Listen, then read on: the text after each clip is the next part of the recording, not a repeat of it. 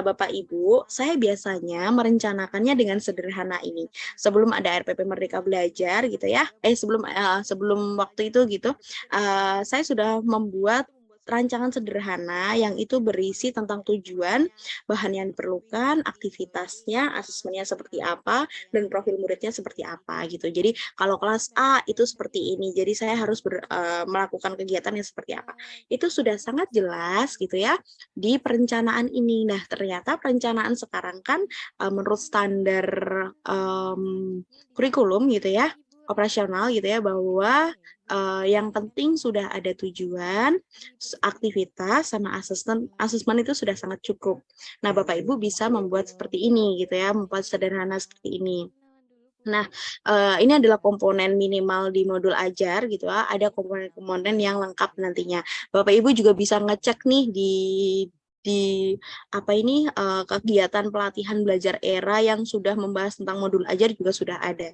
Nah, untuk membuat modul ajar bisa cek di YouTube-nya sebelumnya, pelatihan sebelumnya gitu. Nah, setelah itu ketika kita sudah merencanakan sedemikian rupa Bapak Ibu, jangan lupa buat aktivitasnya, rutenya. Nah, ini yang saya sebut rute belajarnya. Rute belajar mulai dari penjelasan aktivitas di awal, bagaimana berkelompoknya, sistem berkelompok, pembagian tim yang beragam, dalam satu tim itu 3 sampai 4 anak agar tidak terlalu banyak gitu ya. Karena pengalaman saya ketika tim dalam kelompok itu terlalu banyak dan luas Bapak Ibu, membuat anak-anak itu tidak fokus pada perannya. Akhirnya dia hanya nitip ke temennya yang berperan. Jadi misal satu kelompok 6 anak gitu ya. Yang 3 benar-benar memanfaatkan perannya. Yang 3 lainnya karena merasa semua sudah dilakukan oleh teman-temannya, ya dia hanya melihat gitu. Nah ini kita membuat kegiatan ini gitu ya harus dicek dulu. Kalaupun memang butuh 6 anak, pastikan benar-benar gitu si 6 anak ini memiliki peran yang jelas.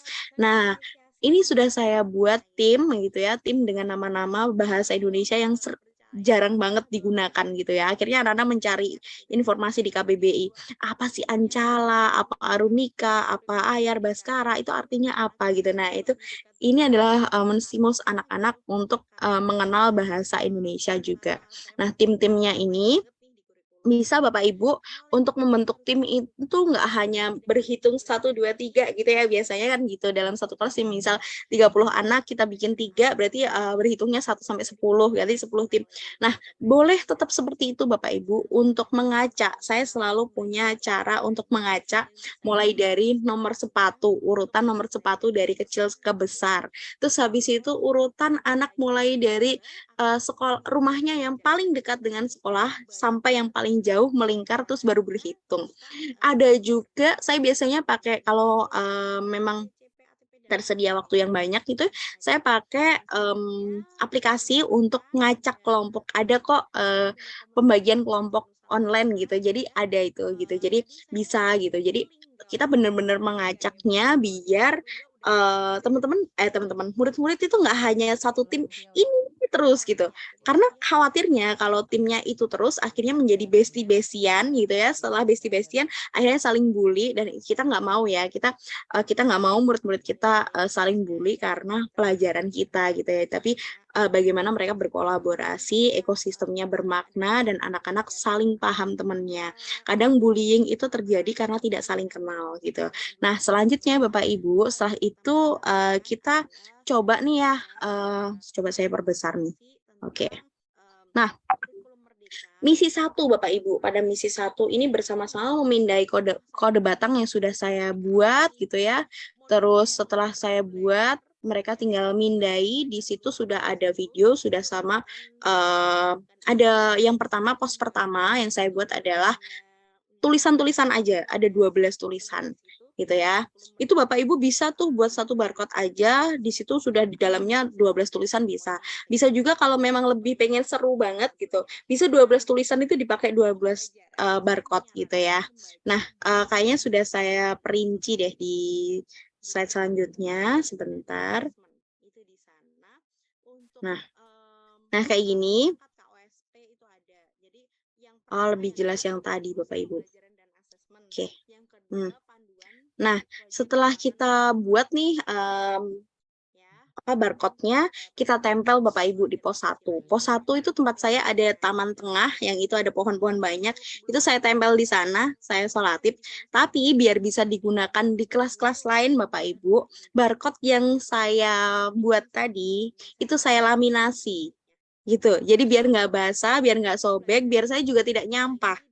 Jadi satu barcode itu bisa untuk kelas A, B, C, D nanti bergantian. Kalaupun nanti ternyata tidak efektif untuk kelas lainnya, bisa jadi nempelnya nggak jadi di situ, ditempel di mana, di kelas juga bisa gitu. Jadi nggak melulu harus di luar kelas gitu. Nah, pos 1 selesai, itu ada cerita, pos 2 itu video. Tapi ketika menyelesaikan di pos 1, itu 3 anak harus sudah selesai baca semua. Kalau sudah selesai gitu, untuk membentuk bagaimana gotong royongnya, Bapak Ibu memahami temannya, kepedulian sama temannya, nampak gitu ya. Akhirnya si 3 ini ketika dia sudah selesai baru masuk ke pos 2. Nggak boleh kalau seumpama yang 2 udah selesai, yang satu belum terus ditinggal, nggak boleh.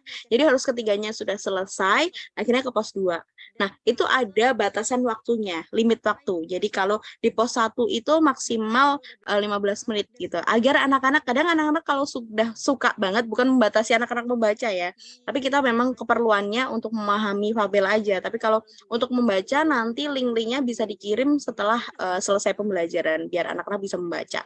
Nah, tapi kalau ini harus ada waktu juga gitu. Nah, setelah mungkin 15 menit atau 15 menit udah cukup sih gitu. 15 menit sampai 20 menit nanti ke pos 2. Pos 2 juga gitu 15 menit sampai 20 menit. Nah, mereka menyimak video. Menyimak video itu juga bertiga, itu tim. Mau nonton 2-3 boleh aja, asal gitu ya. Asal satu timnya ini kompak kan mau menunggu gitu. Nah, setelah menunggu, mereka akan berangkat ke pos 3. Pos 3 ini saya dekatkan dengan kelas untuk kembali ke kelas. Jadi mengisi refleksi. Refleksi setelah pembelajaran tadi seperti apa saya sediakan Google Form, dan juga ada refleksi yang ini memang refleksi ini adalah refleksi pemahaman, refleksi mandiri untuk anak-anak untuk melihat sampai mana pemahaman mereka tentang fabel yang sudah dibaca gitu ya. Terus untuk yang ini untuk ngecek apakah media yang kita gunakan itu berdampak ke mereka, menyenangkan aja, ataukah sudah berdampak pada pemahamannya juga. Nah, kayak gini. Jadi barcode ini saya kalau barcode-nya sebenarnya pakai Canva juga bisa gitu ya. Tapi karena saya orangnya terlalu nyaman pakai aplikasi ini Bapak Ibu gitu ya. Jadi pakai Canva sebenarnya bisa. Saya juga pengguna Canva gitu ya. Tapi saya sering sekali menggunakan aplikasi ini. Jadi saya menyiapkan berbagai bacaan dan video itu dalam satu link gitu, atau beberapa link. Ketika link sudah saya unggah di Drive, linknya ini dibuat tautan, jadi menjadi barcode. Menggunakan barcode generator, Bapak Ibu bisa download atau unduh di Play Store gitu ya. Jadi saya bukan ngendorse ya Bapak Ibu, tapi itu yang saya gunakan gitu.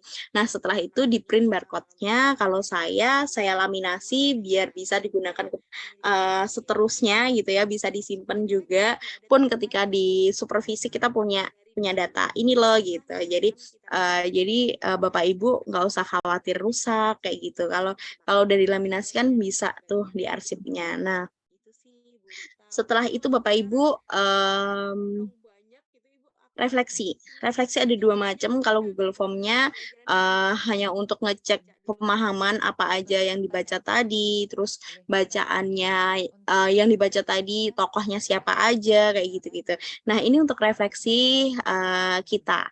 Jadi mulai dari hari ini aku merasa apa, senang, sedih, bergembira, antusias gitu. Tapi kalau memang anaknya belum bisa mendeteksi gitu, masih perlu emoticon, dikasih emoticon dulu. Saya di awal kelas 7 dulu juga saya kasih emoticon gitu ya.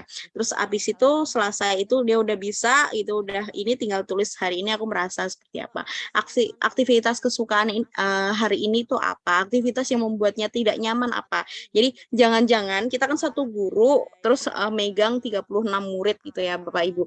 Kita nggak apa ya, tidak memungkiri pasti akan ada kelalaian yang mungkin tidak lepas dari pandangan kita. Jadi kita mesti tahu apa sih yang tidak nyaman gitu. Bahkan murid saya itu, oh karena sekolah saya dekat dengan persawahan gitu ya, bau tetes gitu ya, bau bau kayak semacam pupuk gitu ya, dan itu membuat dia merasa terganggu ketika belajar. Itu ditulis Bapak Ibu gitu, saking jujurnya dan polosnya si anak-anak gitu ya. Apalagi ini perlu juga kita untuk mendeteksi awal apakah di kelas kita terjadi kekerasan atau bullying, itu perlu banget di sini. Nah, setelah itu hal baru yang dipelajari hari ini apa gitu. Dan ternyata murid-murid saya baru banget belajar untuk scan barcode di kelas 7 gitu, dan itu ternyata berguna juga. Akhirnya mereka tidak bingung lagi ketika seumpama harus ke tempat makan, harus menunya di scan, dia udah bisa gitu ya. Dan selanjutnya esok hari aku ingin lebih baik lagi dalam hal apa gitu. Jadi untuk merefleksikan, mengajak anak-anak memahami dulu gitu.